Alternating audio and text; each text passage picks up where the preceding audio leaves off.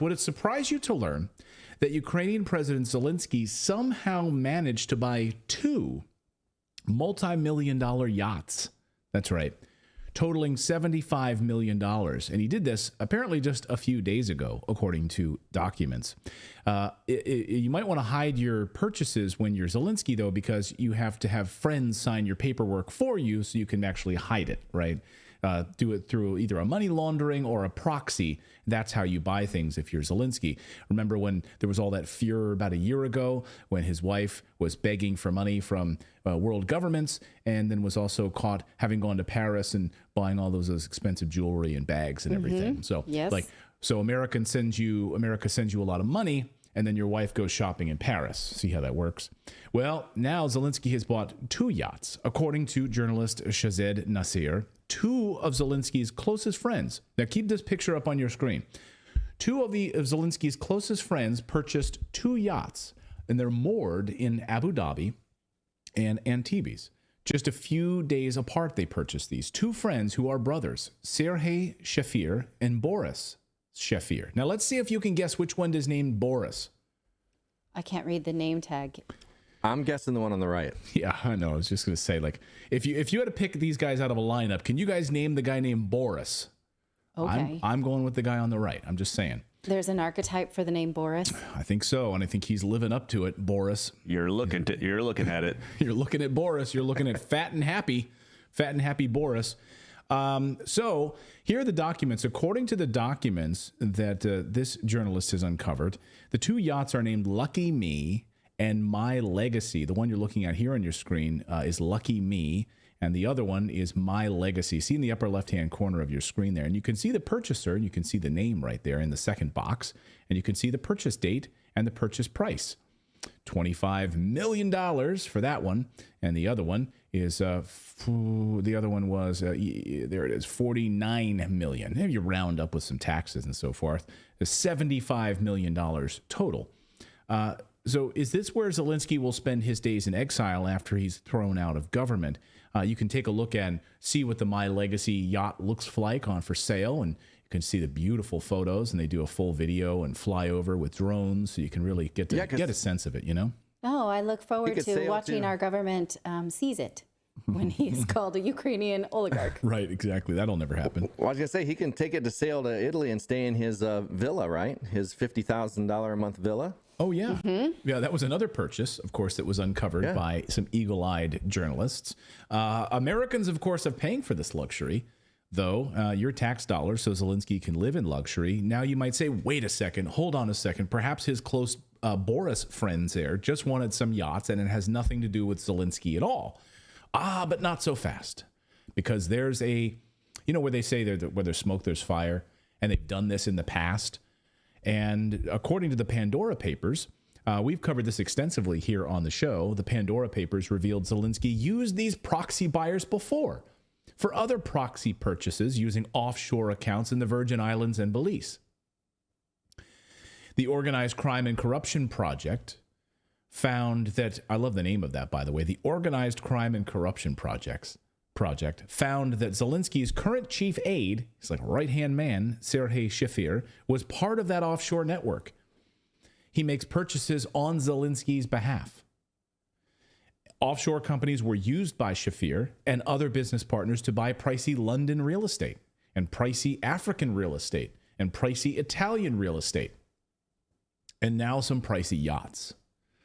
As Politico magazine points out in a new profile spread just released today, and I can't believe Politico released this, Zelensky played the role perfectly, as they say, as they honored him with their Most Powerful Men Award. So you know how like Time magazine has their Person of the Year? Well, here's Politico with their Most Powerful, and he's labeled Most Powerful because, quote, Ukraine's president brought the war to the West, convincing people that his battle against Russia is also theirs, and giving him the authority to make Europe do what he wants. Can you believe Politico wrote that? Another word for that would be thug. Yeah? Yeah. Instead of most powerful person, thug of the year? Well, that's basically the definition of a thug, is to bring your dirty business to other people to fight for you and then bend others to your will, right? Bend the knee to the thuggery. No, it doesn't. Okay. Yeah, You could bend the say knee. Bend the knee, but that's bend not. the knee, giving him the authority to make Europe do what he wants. That's Politico. Those aren't my words. That's Politico magazine. With that thug-like sketch. I mean, that's not meant to be a flattering sketch. That's no longer he's the guy who doesn't need a ride anymore. Like, I do want to say, remember the accusations of making, can we leave that up on the screen for a little bit? If we look at the way the media portrays people, recall that Time magazine darkening Obama's skin, or the caricatures that we've seen of Trump. Like, look at the shading of this now. Look how they're presenting him now. It's no longer him as a hero, Ukrainian Captain America. This is almost like a wanted ad. Yeah, look at the wrinkles under his eyes. Especially pointy nose, right? Like, Yeah, the only thing missing is the teardrop tattoo under his eye. does he have one? No, but maybe he'll have one soon. He should have literally 70,000 for all the people he's got killed. So Biden spokesman John Kirby was asked, given this amount of money that we're funneling over to Ukraine, it's being spent on yachts and luxury cars and luxury villas. And we've seen Ukrainian oligarchs showering, birthday presents, money at their daughter's birthday presents and so forth. Should the United States, should Americans, I mean, ultimately, this is the question, right? Like we're telling us we're going to war against Russia. We're funneling all of this money to NATO to go to war with Russia. Does this benefit the United States? In what way does this benefit Americans? Like, do you feel benefited by this? Should we keep shoveling money at Zelensky in this way? Should we keep shoveling money to Ukraine? And he says, John Kirby says, yeah, it's our duty to do it. It makes America stronger.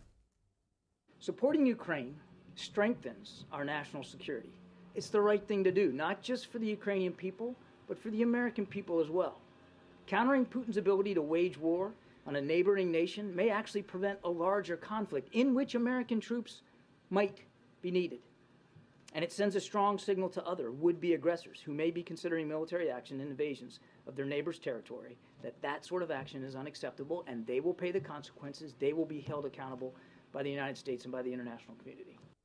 All right, so it's America's best interest to keep sending that money. Did you just That sounds to me like the exact opposite.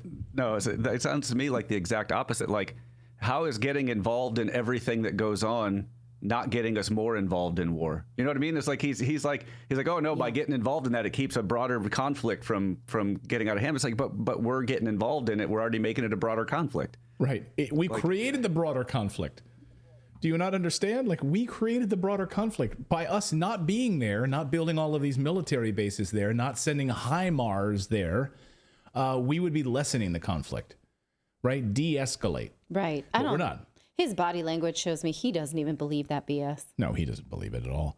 They go home at night, these demons, and I mean, I don't know what they do. They must what do you think they do when they get home at night? Get into some sort of weird bath? Morphling? Weird, some sort of blood bath or something. Like in the Hunger Games when all the politicians have to take that little morphling to not have feelings. Ugh. That's what they have to do. That's exactly what we've got. So that's John Kirby. Interesting that the head of NATO, though, Jens Stoltenberg, was asked the very same question today and about the money and the weapons to Ukraine. And he took a different stance, actually, admitting that Ukraine hasn't done shit with all that money.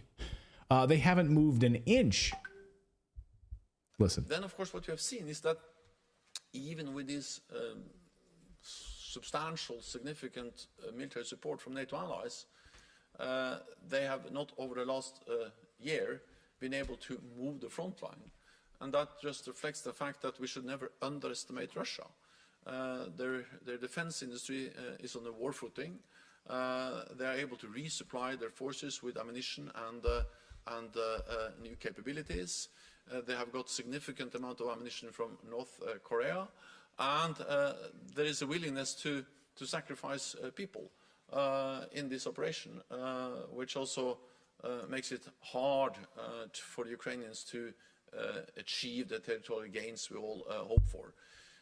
But rest assured, I'm absolutely certain that the message from NATO allies at this meeting, but also when we gather later on at the Washington summit, is that we need to stand by Ukraine.